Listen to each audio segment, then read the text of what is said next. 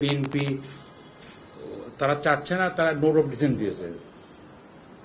মূল বেশিরভাগ লোক যেহেতু দাবি করেছে পিয়ার বুদ্ধির ব্যবসাটা, তো উচ্চকে পিয়ার বুদ্ধি ব্যাপারে খুব কম দলের আপত্তি আছে, শুধু কয়েক দলের সামান্য আপত্তি আছে, তার নোট অফ ডিসেন্ট দিয়েছে। কেমন এখন আমাদের এই আন্দোলন করার উদ্দেশ্য হচ্ছে যে এই দাবিটাকে, এই বাস্তবায়নের প্রক্রিয়াটা নিয়ে আমাদের সমস্যা বেঁধেছে। এবং এটা আপনারা জানেন যে পরশুদিন গতকালই তো মিটিং হলো। মিটিংয়ে কিন্তু বিএনপির পক্ষ থেকে যিনি বক্তব্য রেখেছেন তিনি কিন্তু অনেক নমনীয় বক্তব্য রেখেছেন। আমি ব্যক্তিগতভাবে এটা আশাবাদী যে এটা সমাধান হয়ে যাবে। এবং আগামী বুধবার আবার মিটিং আছে, আপনারা জানেন।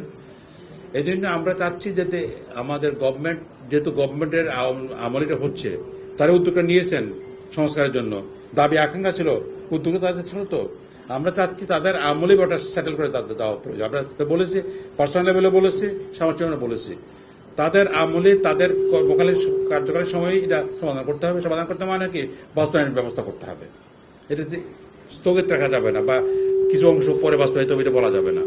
এই জন্য আমরা চাচ্ছি বিষয়টাকে গভর্নমেন্ট নলেজে আনা এবং পাবলিকের মধ্যে অ্যাওয়ারনেস সৃষ্টি করা। পাবলিকও চাচ্ছে এটা। আবার আপনার কিছু কিছু জরিপ আপনি দেখেছেন যে প্রায় 90% পাবলিক চাচ্ছে এটা আগে বাস্তবায়িত ব্যবস্থা করুন।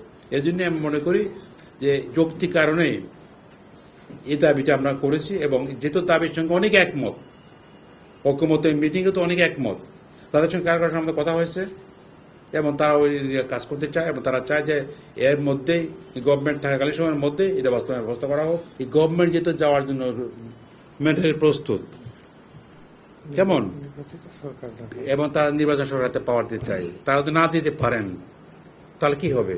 পাওয়ারটা কে নেবে? তাহলে যারা পাওয়ার নেবে, এই পাওয়ারটা আমাদের জন্য সুখকর হবে না। এটা আমাদের জন্য না, বিএনপির জন্য না, কারোর জন্য না। এটা এই জন্য আমরা মনে করি ফেব্রুয়ারি নির্বাচন হতে হবে। তা হওয়ার আগে এই জুলাই সনদ 25টা বাস্তবের উদ্যোগ গ্রহণ করতে হবে।